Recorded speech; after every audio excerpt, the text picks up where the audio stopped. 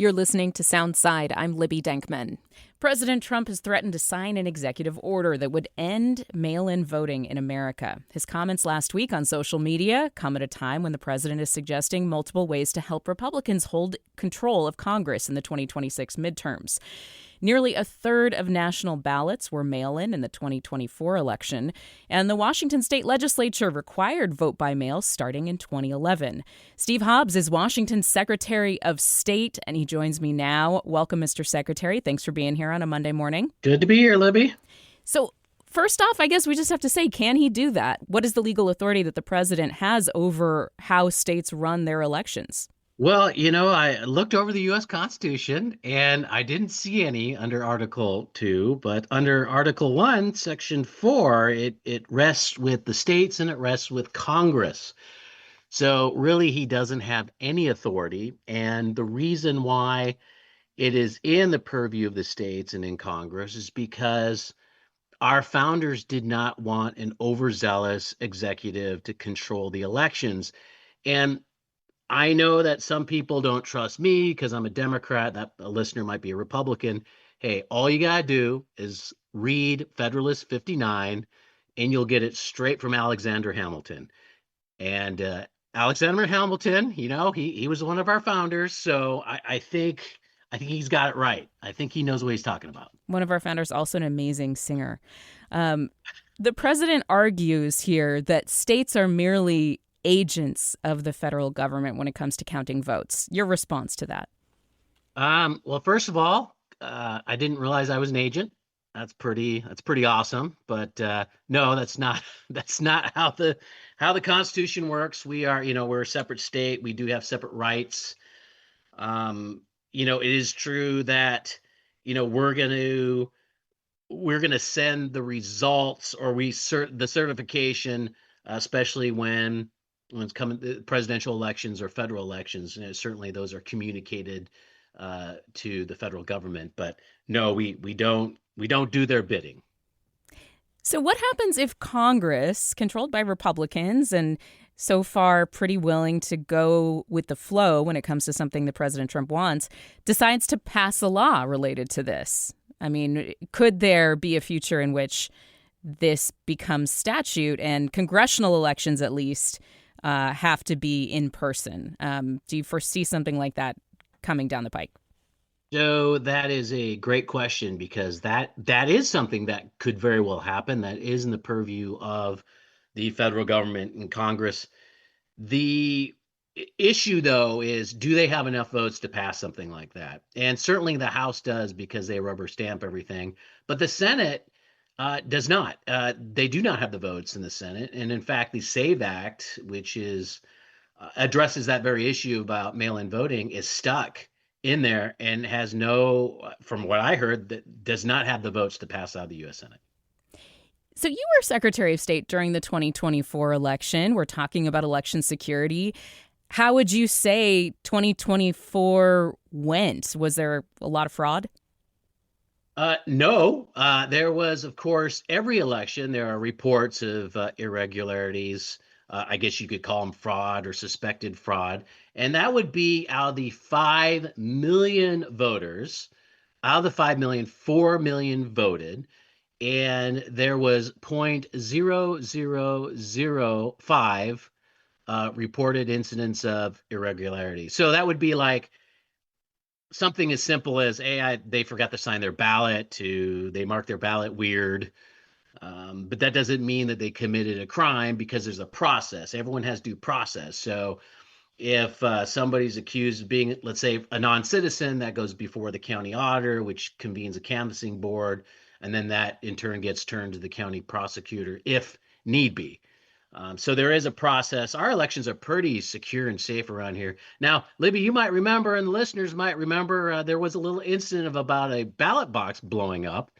That was serious, and we had to mobilize our state resources, and the feds helped us in trying to re-engage with the voters down there so their votes were not lost.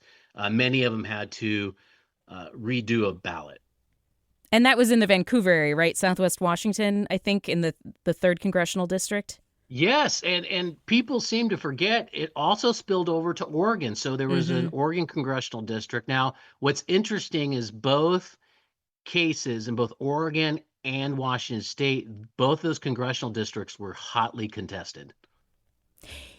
I think it feels right to many people when you hear, hey, voting in person is more secure because you have to show up, you have to, sign that ballot in person yourself, um, and a vote by mail ballot to some people feels less secure because who knows who's signing it, what's happening with it. What is your response to somebody who's like, okay, President Trump, he likes to kind of put his finger on a lot of different issues, and this is maybe an issue he's bringing up again in order to drive a news cycle. But overall, yeah, I kind of like the idea of in-person voting again. Like we used to do that. It feels good. What's your response to that, Mr. I Secretary? don't like. I don't doubt that. I don't doubt that people have that feeling because we have done a very bad job. When I say we, not just myself, but all the secretaries of state across the United States and election directors, we have not done a good job about telling about how secure mail-in ballot elections are. Now, remember, back in the day, you had all these polling sites, and that required tremendous amount of personnel, many whom were not trained, uh, and we would count on them to recognize the local person that was showing up, or maybe they showed ID, or who knows. But then you have all these loose ballots that are really unsecure, and we kind of have to trust the people that were there, versus a system now where you're relying on the U.S. Postal Service is pretty secure. These drop boxes, and that are collected by two people, and a system that is pretty robust in terms of preventing fraud, and the databases that we have that communicate with other databases. A lot of people don't know that you can come into your local county auditor and actually see the counting going on. Uh, People don't know that every signature is checked. People don't realize about the databases. In fact, the last election, 2024, you might remember there was a very contested lands commissioner race. I think the person got out with 51 votes out of the primary. Well, guess what? That was not only hand counted, but because the systems we had in place, we actually identified people that had died and that had voted. Now here's the thing though. When you're alive and you vote and you sign the ballot and put it in the drop box in the mailbox, it counts because you were alive. So the point of the story I'm telling you is like we have systems in place that we know when somebody dies. And yes, we have caught people. We have caught ballots have come in. It's like, oh, hey, this person died a couple months ago. This ballot should not have been voted on. And 9 times out of 10, it's a widow or widower who is voting for their loved one because of grief. Yeah, not maybe like a nefarious fraud scheme, but that's still something that you want to follow up on. And this is primarily a signature check that you're doing, right? Like has to be the signature that is on file with the state in order to make sure that somebody is voting the ballot that they're supposed to vote. And you have confidence in this system. Yes, because we take the signatures mostly from your driver's license, and so we have the system in place. You're in the database, and when you're signing, there's some words there that people should pay attention to, because not only are you signing for your ballot saying, "Hey, this is me," but you're also attesting that you are a U.S. citizen, you're eligible to vote on penalty of a felony. And so again, we have a lot of systems in place that check all of this. I recently spoke with former Secretary of State Sam Reed, who was one of the champions of vote by mail, Republican Secretary of State. And he speculated about the difficulties of spinning back up a county-based in-person voting system in Washington after 14 plus years of primarily vote by mail. The other thing he reflected on is how Republicans have changed on this issue in the state over the years. The head of the Washington State Republican Party, Jim Walsh, has come out against vote by mail, and it just talked about the kind of evolution on this. It used to be a relatively nonpartisan issue. Before we go here, I mean, why do you think this has become once again a question that we have to contend with, the president bringing this up? What is the thing behind the thing here? Well, I think the thing behind the thing, I mean, there's multiple reasons why it's happening, but I would say it goes all the way, start maybe a little bit with 2016 and then, 2020. And I think it really has to do with that. And you had one person, that'd be Donald Trump, spreading, that the elections were fraudulent, et cetera, and then people jumping on top of that.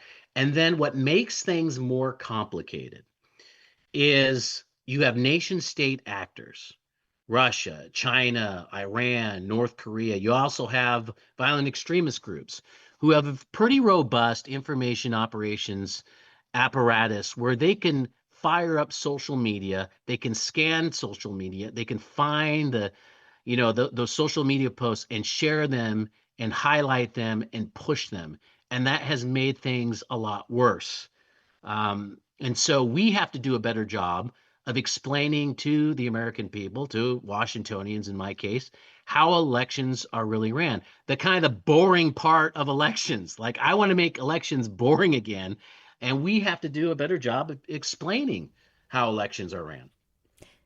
Secretary of State Steve Hobbs, thank you very much. Appreciate your time today on a Monday. Thank you very much. Thanks for listening to Soundside. This show is only possible because listeners support us. If you're able to give right now, please check out the show notes for a link to donate. And don't forget, you can listen live on KUOW 94.9 FM Seattle at noon and 8 p.m., Monday through Thursday, or anytime online at KUOW.org.